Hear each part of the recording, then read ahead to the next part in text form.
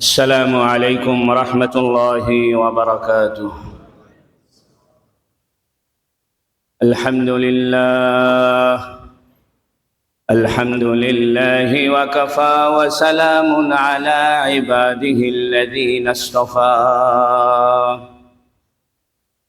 الحمد لله الذي وحده، والصلاة والسلام على من لا نبي بعده. وبشانه قال جل وعلا: إن الله وملائكته يصلون على النبي يا أيها الذين آمنوا صلوا عليه وسلموا تسليما. اللهم صل على محمد وعلى آل محمد كما صليت على إبراهيم وعلى آل إبراهيم إنك حميد مجيد. اللهم بارك على محمد وعلى آل محمد كما باركت على إبراهيم وعلى آل إبراهيم إنك حميد مجيد. أما بعد، فقد قال جل وعلا: وجاهدوا في الله حق جهاده. وقال النبي صلى الله عليه وسلم: الجهاد ماض إلى يوم القيامة. الحمد لله, আল্লাহ তাবারাক ওয়া তাআলার বড় মেহেরবানি যে আল্লাহ রাব্বুল ইজ্জত জুমাদা আল আখিরা মাসের সর্বশেষ জুমার নামাজে আসার তৌফিক দান করেছেন। বলুন আলহামদুলিল্লাহ। আজকে জুমাদা আল আখিরা বা জুমাদা আল উখরা এ মাসের শেষ জুমার দিন। আগামী রবিবার 29শে জুমাদা আল উখরা, যদি রবিবার চাঁদ দেখা যায় তাহলে সন্ধ্যা থেকেই অর্থাৎ সোমবার থেকে পহেলা রজব আরম্ভ হবে। কোরআনুল কারীমের ভাষায় 4টি মাস সম্মানী মাস। মিনহা আরবাতুন হুরুম, অর্থাৎ জিকাদা, জিলহিজ্জা, মুহররম এবং রজব। এই 4টি মাসকে শরীয়তে বলা হয় আশুরে হুরুম বা সম্মানিত মাস। এ মাসে এক সময় যুদ্ধ বিগ্রহ নিষিদ্ধ ছিল এবং এ রজব মাস শব্দের অর্থ হইল সম্মানিত মাস। এ মাসের আগমন উপলক্ষে রাসূলুল্লাহ সাল্লাল্লাহু আলাইহি ওয়াসাল্লাম একটি দোয়া করতেন। দোয়াটি হলো: আল্লাহুম্মা বারিক লানা ফি রজব ওয়া শাবান ওয়া বাল্লিগনা রমাদান। এর অর্থ হলো, হে আল্লাহ, আমাদেরকে বরকত দান করুন রজব মাসে, ওয়া বাল্লিগনা রমাদান, এবং রমাজান পর্যন্ত আমাদেরকে পৌঁছিয়ে দেন। এটার দুটি অর্থ। একটি হলো আমাদের হায়াতকে আপনি রজব মাস সমাগত হওয়ার পরে আমাদেরকে মৃত্যু দেবেন না, কারণ আমরা একটি সম্মানিত মাস পেয়ে যাচ্ছি আর 2 মাস পরেই। এজন্য আপনি আমাদের হায়াতকে রমজান পর্যন্ত বৃদ্ধি করে গুনাহ মাফ করে জাহান্নাম থেকে মুক্তি হয়ে জান্নাত লাভের সুযোগ দিয়ে দেন। আরেকটি অর্থ হলো, আপনি রজব আর শাবান মাসে আমাদেরকে যে বরকত দিবেন, এ বরকত রমজান মাস পর্যন্ত পৌঁছিয়ে দেন। এ রজব মাসে মেহরাজুন নবী সাল্লাল্লাহু আলাইহি ওয়াসাল্লাম রাসূলুল্লাহ সাল্লাল্লাহু আলাইহি সাল্লামের মেরাজ সংগঠিত হয়েছে এবং উলামায়ে কেরাম লিখেছেন যে শাহরু রজব শাহরু জারা ও শাহরু শাবান শাহরু সাকা ও শাহরু রমাদান শাহরু সামার। এর অর্থ হলো রজব মাস হইল ক্ষেত লাগানোর মাস, ফসল লাগানোর মাস।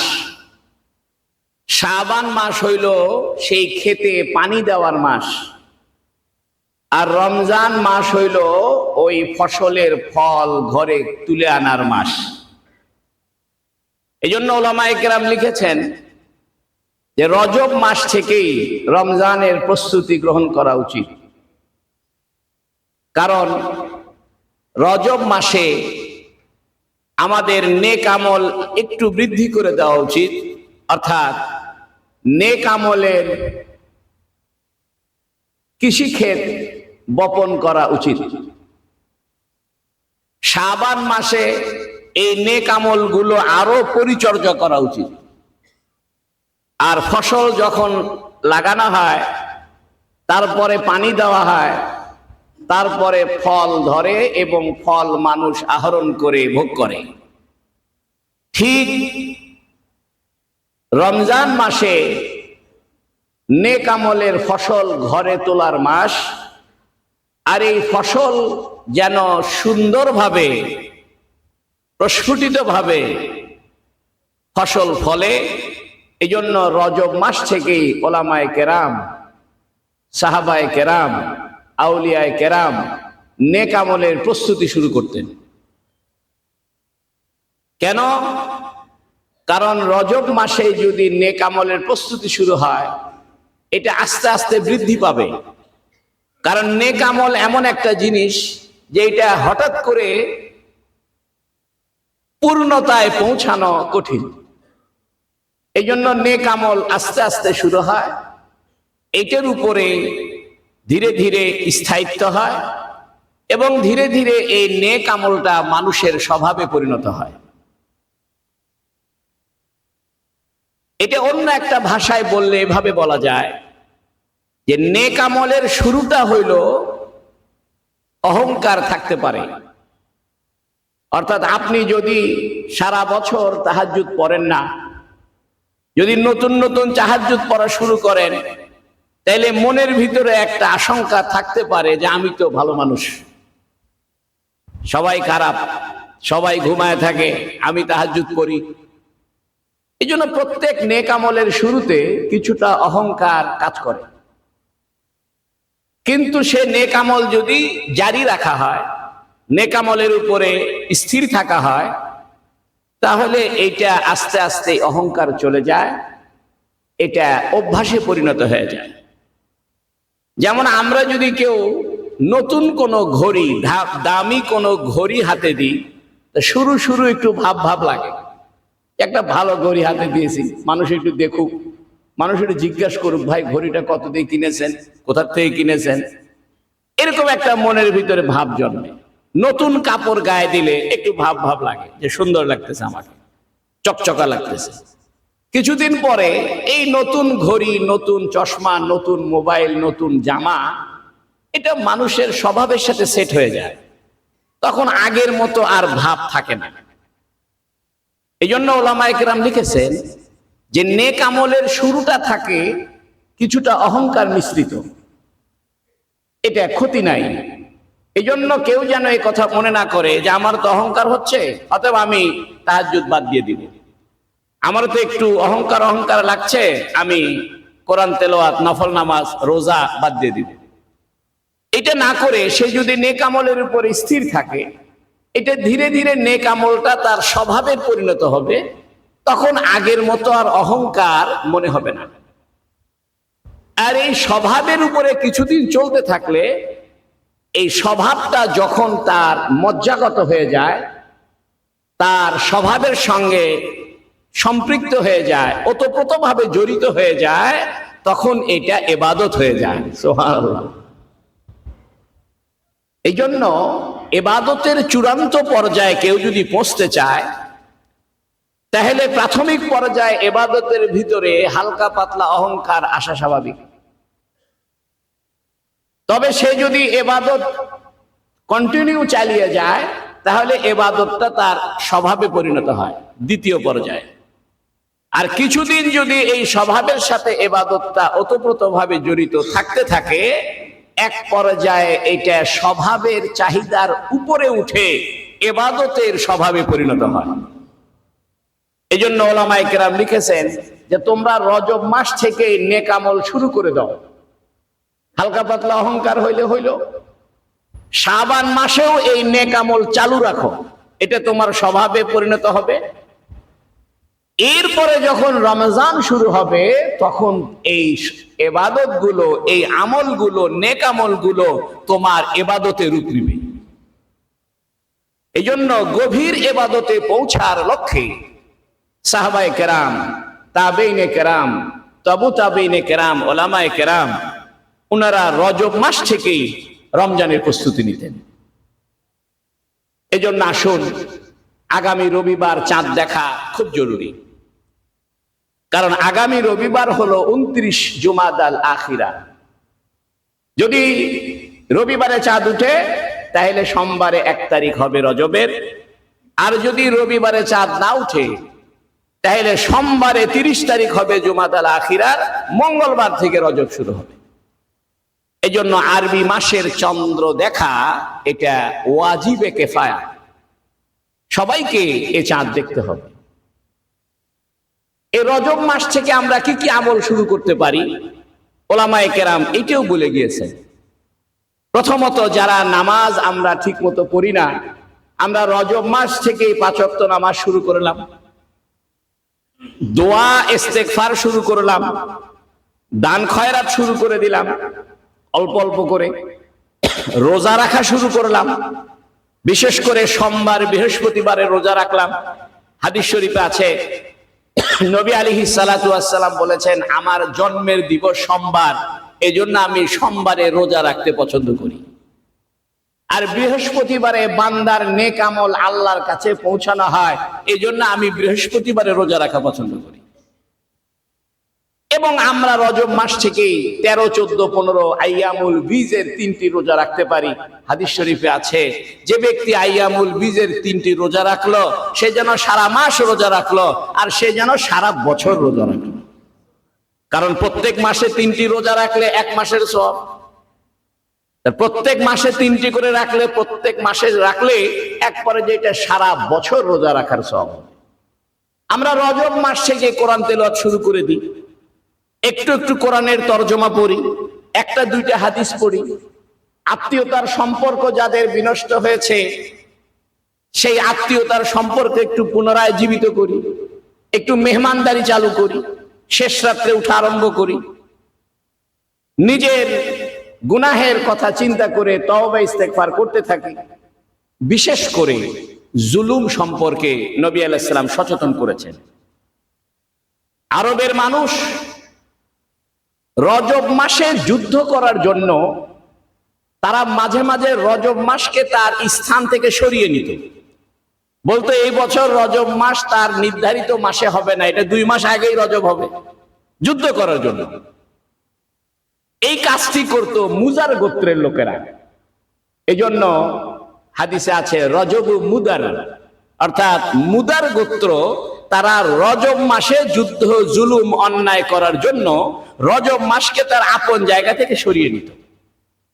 এজন্য রজব মাসে আমাদের প্রতিজ্ঞা নিতে হবে, আমরা যেন জুলুম না করি, জুলুমের পক্ষে অবস্থান না নিই এবং জালেমদের বিরুদ্ধে সোচ্চার হই।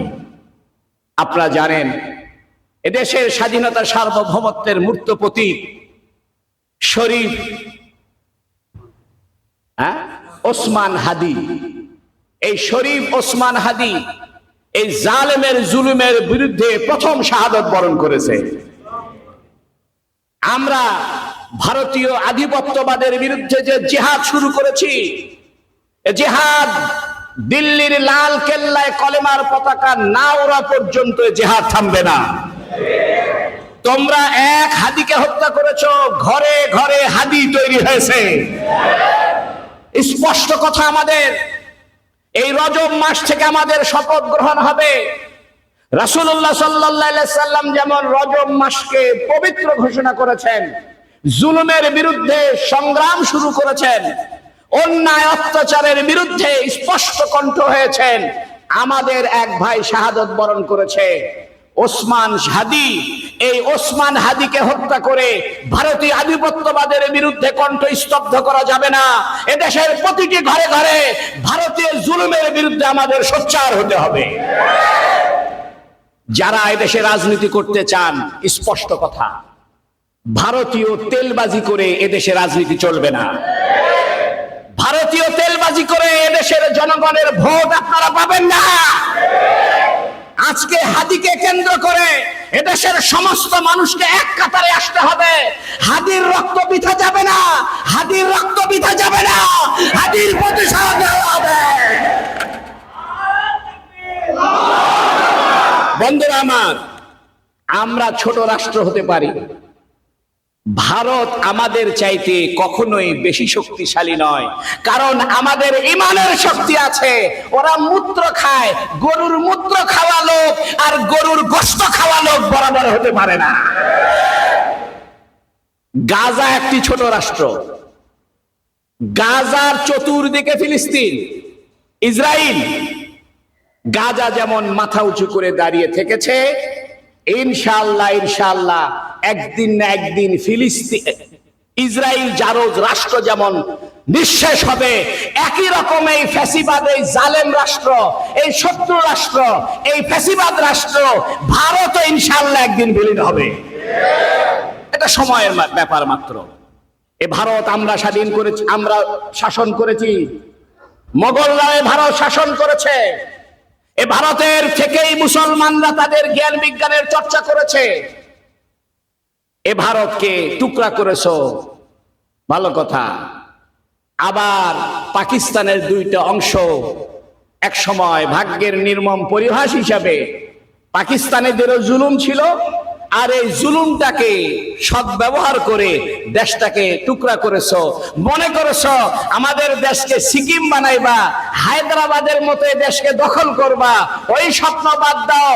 এদেশের কোটি কোটি তৌহিদি জনতা জেগেছে, ভারতীয় আধিপত্যবাদের বিরুদ্ধে কণ্ঠস্বর উঁচু করে জিহাদের শপথ নিতে হবে।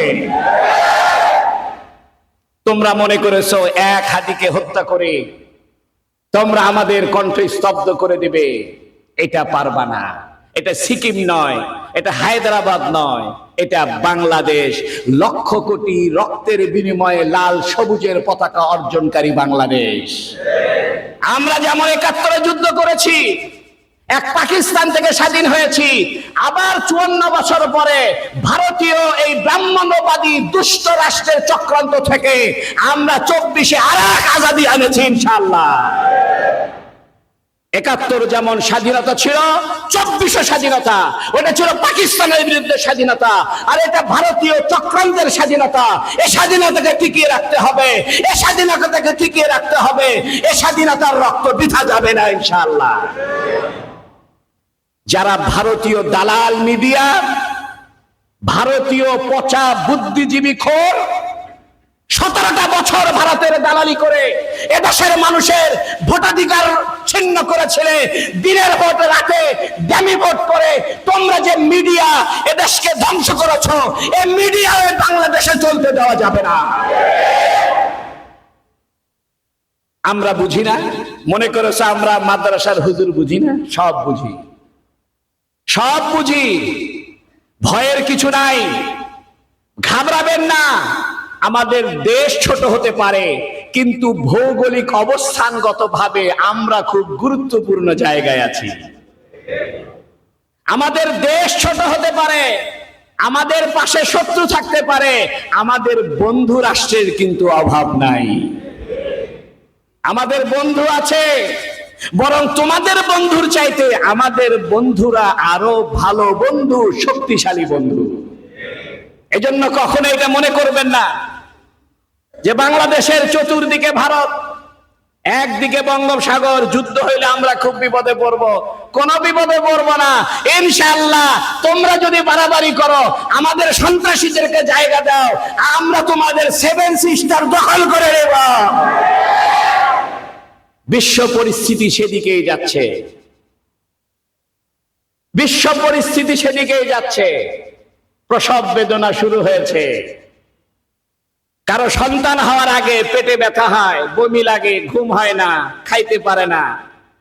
এই জন্য বড় কোন সন্তান ভূমিষ্ঠ হওয়ার আগে একটু 2-4 জন হাদি শহীদ হবে। এটা প্রসব বেদনা। স্পষ্ট কথা, ইমানের হেফাজত করেন। এদেশে রাজনীতি করবেন, এদেশে মিডিয়া চালাবেন, এদেশে সাংস্কৃতিক কর্মকাণ্ড করবেন, নাটক করবেন, সিনেমা করবেন, করেন, কিন্তু ভারতীয় পাচাটা গোলাম হয়ে কিছু করতে দেওয়া যাবে না। আপনারা সুশীলতার নাম নিয়ে, নাট্যকর্মী আর সংস্কৃতি কর্মীর নাম নিয়ে, আর উদীচীর নাম নিয়ে, আর মাঝে মাঝে এরকম ভারতীয় দালালি করবেন। আমরা বুঝি না? আমরা বুঝি। গত কয়েকদিন আগে লক্ষ্মীপুরে টুপি দাড়ি দিয়া রাজাকার সাজায়া যখন ডিসপ্লে করা হচ্ছিল, তৎক্ষণাৎ এদেশের তৌহিদি জনতা প্রতিবাদ করেছে। টুপি দাড়ির সাথে কোনো রাজাকারের সম্পর্ক নাই। সমস্ত রাজাকারের ছবি বের করেন, ওই সমস্ত ছবিতে কোনো টুপি দাড়িওয়ালা ছিল না। রাজাকার তোমরাই ছিলা, তোমরাই এখনকার রাজাকার, তোমরা ভারতীয় রাজাকার। এজন্য আমাদেরকে সাংস্কৃতিক ভাবে এবং মিডিয়ার দিক থেকে আমাদের সচেতন থাকতে হবে। এখন মায়া কান্না হচ্ছে কেন? সংগ্রামের সম্পাদককে যখন তার বৃদ্ধ মানুষ চেয়ার থেকে চ্যাংদোলা কইরা এই সন্ত্রাসীরা তোমরা তুলে নিয়ে গেলে, তখন মিডিয়ার কোনো কুচকুচানি ছিল না। এখন প্রথম আলোতে একটু ঢেল পড়লে তোমাদের খুব মায়া কান্না হয়। আমরা প্রথম আলো রিপোর্ট দেখি না? আওয়ামী লীগ সন্ত্রাস করলে বলে যে সেখানে একটু গন্ডগোল হয়েছে, বিচ্ছিন্ন ঘটনা হয়েছে। আর যদি ইসলামী দলগুলো করে হেফাজতের কিছু হয়, তাহলে বলে জঙ্গি উত্থান হয়েছে। তোমাদের প্রথম আলোর রিপোর্টিং আমরা ভালোই পর্যবেক্ষণ করি।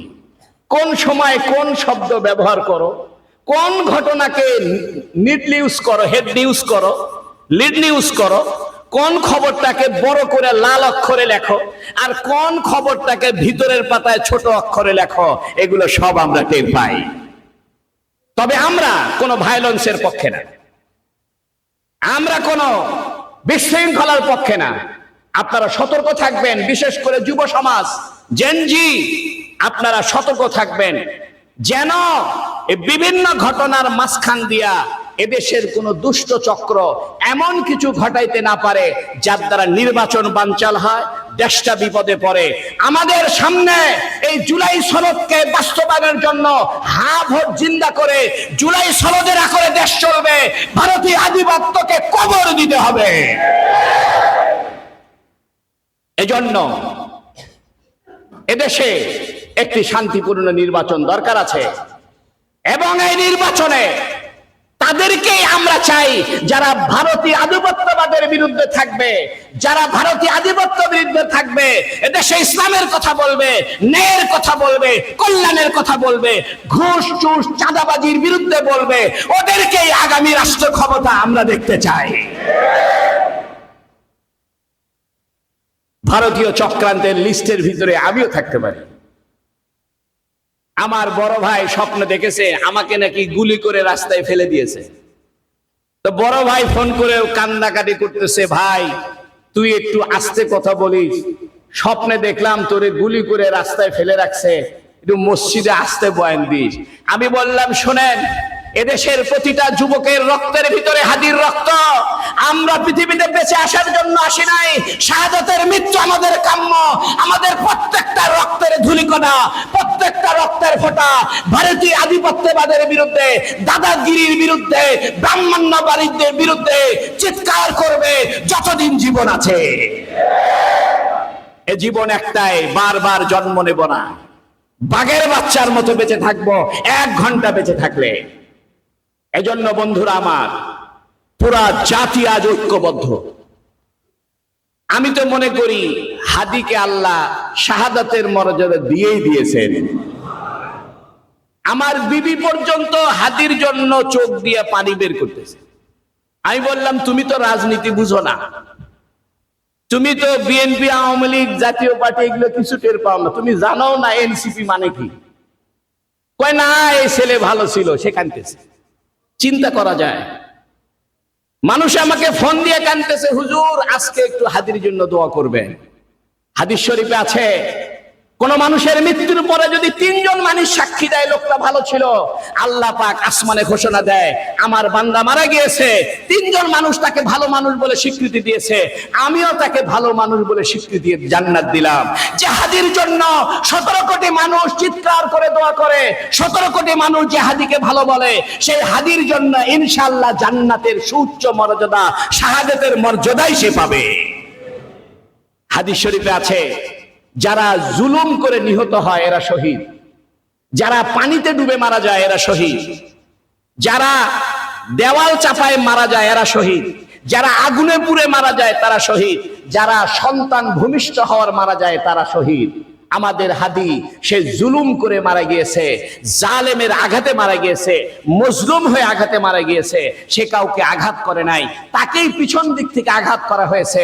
এজন্য হাদিসের দৃষ্টিতেও আমাদের হাদি ভাই শহীদ, শহীদ, শহীদ। কত ভাগ্য, এক জুমার দিন আহত হইল, আর এক জুমার রাত্রে আল্লাহর দরবারে চলে গেল। হাদি বলতো, আমাদেরকে থামানো যাবে না মাথায় গুলি না করা পর্যন্ত, বুকে গুলি না করা পর্যন্ত।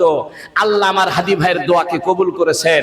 তার মাথায় গুলি লেগেছে, তার ইচ্ছা ছিল সে হাসতে হাসতে আল্লাহর দরবারে যাবে, সে হাসতে হাসতেই আল্লাহর দরবারে গিয়েছে, সে শাহাদাতের মর্যাদা পেয়েছে। আপনারা মনে রাখবেন, পাকিস্তান জুলুম করেছিল, কথা যেমন সঠিক, 54 বছর ভারতও জুলুম করেছে, কথাও সঠিক। আমরা এক জালেমের পেটের থেকে বের হয়ে আরেক জালেমের পেটে থাকবো না। আমরা স্বাধীন থাকবো, মাথা উঁচু করে থাকবো। প্রতিবেশীর সঙ্গে আমাদের দাদাগিরি চলবে না। তারা আমাদেরকে সম্মান করবে, আমরাও সম্মান করব। তারা যদি গুলি নিক্ষেপ করে, আমাদের গুলি না থাকলে পাথর নিক্ষেপ করব। গাজার মানুষেরা পাথর মারে ট্যাঙ্কের সামনে, আমাদেরকে ভয় দেখায় লাভ নাই। যে ভারতের আকাশপথ আর ট্যাঙ্কের সামনে আমরা ভয় পাবো, আমাদের গাজার ভাইয়েরা যেমন ইসরায়েলের ট্যাঙ্কের সামনে পাথর মারে, আমরাও পাথর মেরে ইনশাআল্লাহ তোমাদেরকে টুকরা টুকরা করে ছাড়বো। তোমরা পাকিস্তানকে টুকরা করেছো, আমরা তোমাদেরকে টুকরা করবো ইনশাআল্লাহ।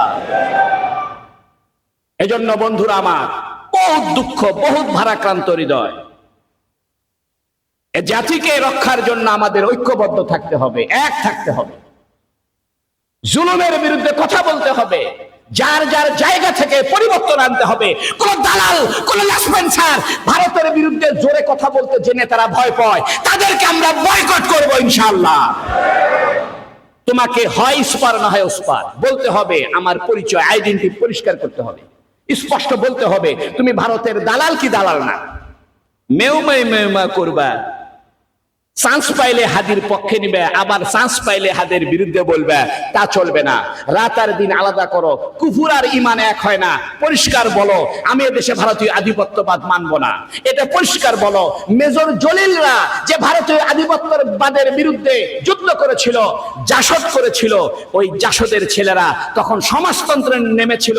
ওই জাসদের রক্তের ছেলেরা এখন ইসলাম বুকে নিয়ে নেমেছে। একই জিনিস। 71 সালের পরে জাসদ কেন হয়েছিল? ভারতীয় আধিপত্যবাদের বিরুদ্ধে সংগ্রামের জন্য জাসদ হয়েছিল। মেজর জলিল সেক্টর কমান্ডার হওয়ার পরেও ভারতীয় আধিপত্যবাদের বিরুদ্ধে দাঁড়িয়েছিল। তারা দাঁড়িয়েছিল তৎকালীন বিশ্ব রাজনীতির পরিস্থিতিতে সমাজতন্ত্রকে সামনে নিয়ে, বৈজ্ঞানিক সমাজতন্ত্রকে সামনে নিয়ে। বিশ্ব পরিস্থিতি পাল্টেছে, আফগানিস্তান ইসলামে ইমারত হয়েছে, তুর্কি আছে, চায়না আছে, মিডল ইস্ট আছে। আমরা ইনশাআল্লাহ এবারের সংগ্রাম ইসলামের সংগ্রাম।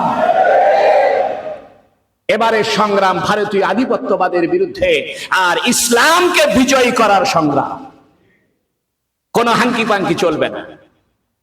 তোমরা হাদিকে মাইরা মনে করছো আমরা ভয় পাবো, ভয় পাওয়ার লোক আমরা না। রক্ত দিয়েছে, আরো দিব, রক্তের গঙ্গায় ভেসে যাবে অন্যায়। দিল্লি না ঢাকা, ইনকিলাব ইনকিলাব ইনকিলাব ইনকিলাব। আমাদেরকে দমায় রাখতে পারবা না। আমরা মুসলমান, আমরা গরুর গোশত খাই, তোমরা গরুর মূত্র খাও। তোমরা গরুর গোবর খাও, আমরা গরুর দুধ খাই। প্রত্যেক বছর গরু কুরবানি করে ট্রেনিং নিই কিভাবে কুরবানি করা লাগে। এগুলো আমাদেরকে শিখাইতে আসিও না, ভালো হয়ে যাও। অতি সত্বর এই ফয়সাল, এই দুষ্ট, এই সন্ত্রাস, এই শয়তানকে এদেশে ফিরে দিতে হবে।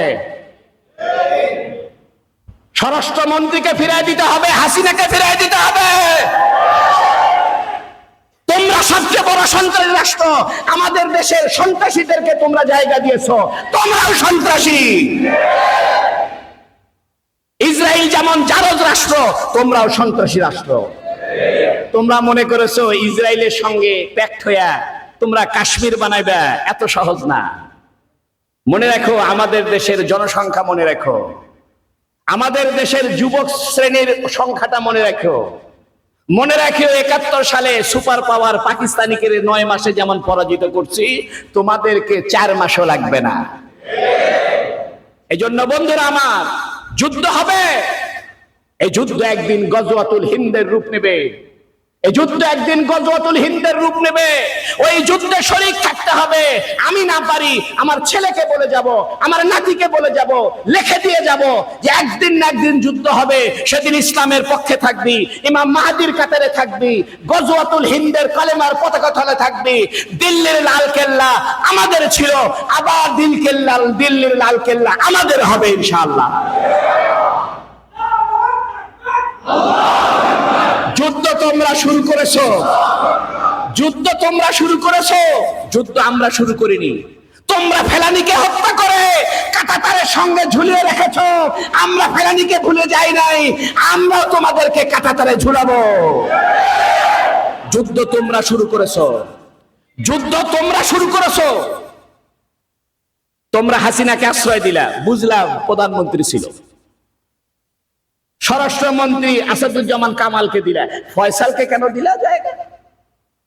এখন মিডিয়াতে আসতেছে ফয়সাল তোমাদের ইন্ডিয়ান সিম ব্যবহার করে হায়দ্রাবাদে ঘুরে।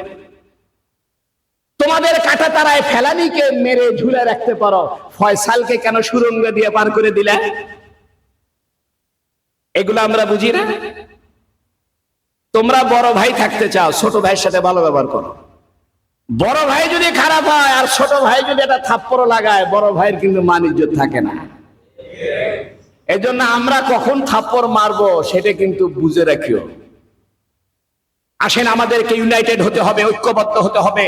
এই রজব মাস থেকে প্রতিজ্ঞা নিব। রজব মাসে নবী আলাইহিস সালাম জুলুমকে উৎখাত করেছেন, অবৈধ যুদ্ধকে নবী আলাইহিস সালাম ঘোষণা দিয়েছেন। রজব মাস থেকে অবৈধ যুদ্ধ সব বন্ধ। আমরাও ন্যায়ের পক্ষে, অন্যায়ের বিরুদ্ধে, জুলুমের বিরুদ্ধে প্রতিজ্ঞা নিব। আগামীর বাংলাদেশ হবে ভারতীয় আধিপত্যবাদের বিরুদ্ধে বাংলাদেশ। আগামীর বাংলাদেশ হবে ইসলামের বাংলাদেশ। কে কে এই কথায় একমত আছেন হাত তুলে দেখা।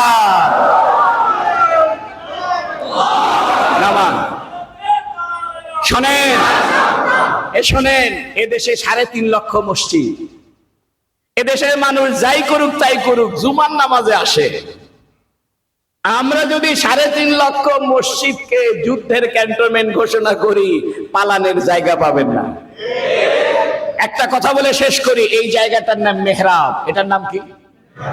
মেহরাব শব্দের অর্থ জানেন? মেহরাব শব্দটা এসেছে হারুবুন থেকে। হারুবুন মানে যুদ্ধ, আর মেহরাব মানে যেখানে যুদ্ধের অস্ত্র জমা রাখা হয়। সাহাবায়ে কেরাম যখন নবী সাল্লাল্লাহু আলাইহি ওয়াসাল্লামের পিছনে নামাজ পড়তে আসতেন, তখন তারা সবাই তলোয়ার গুলো নবীর কাছে জমা দিয়ে এই ফাঁকা জায়গায় রাখতেন। এই জন্য এই জায়গার নাম হচ্ছে মেহরাব। আপনি মনে করছেন এই মেহরাবে খালি মাইক রাখার জায়গা? কারণ আমাদের দেশে সব মেহরাবে কি রাখে? মাইকের মেশিন, তাই না? আবার কিছু কোরআন শরীফ, কিছু খুতবার বই, কিছু তাবলীগের নেশাবের বই এখানে রাখছে। মানুষ মনে করছে যে মসজিদের জরুরি জিনিস রাখার জায়গা। না, এটা অস্ত্র রাখার জায়গা। 3.5 লক্ষ মসজিদ আমাদের মেহরাব আছে, অস্ত্র জমা দেওয়ার জায়গা আছে, আমাদেরকে ভয় দেখায় লাভ নাই। 3.5 লক্ষ মসজিদ ক্যান্টনমেন্ট হবে, তোমাদের লাল কিল্লায় কলেমার পতাকা উড়বে। বন্ধুরা আমার, এদেশের ভারতীয় হেজিমনিকে ধ্বংস করতে হবে, ভারতীয় কালচারকে ধ্বংস করতে হবে, ভারতীয় দালালকে প্রতিরোধ করতে হবে। দালালদের প্রতিরোধ শুরু হয়েছে, কোন ভারতীয় দালাল টিকতে পারবে না ইনশাআল্লাহ।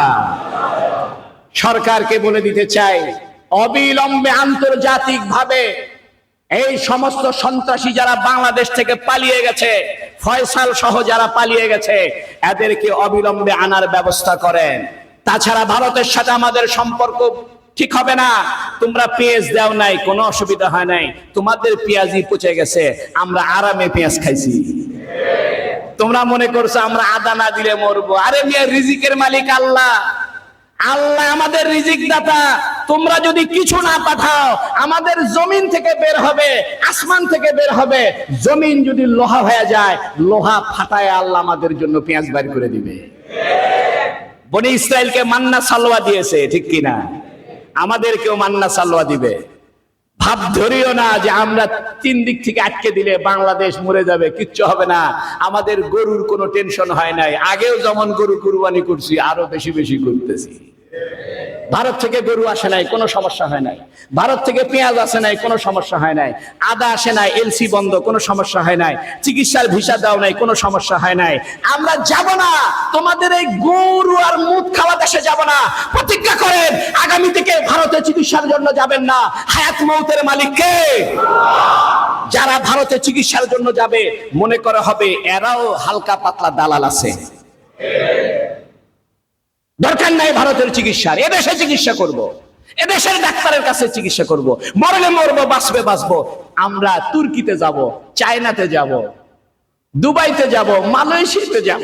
নামগুলো বললাম, বুঝে নেন।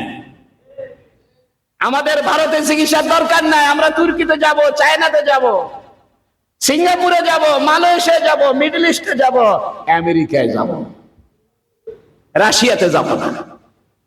আল্লাহ আমাদেরকে বুঝার তৌফিক দান করুক, বলুন আমিন। ওয়া আখিরু দাওয়ানা আলহামদুলিল্লাহি রাব্বিল আলামিন। যারা সুন্নাত পড়েন নাই, সুন্নাত পড়েন।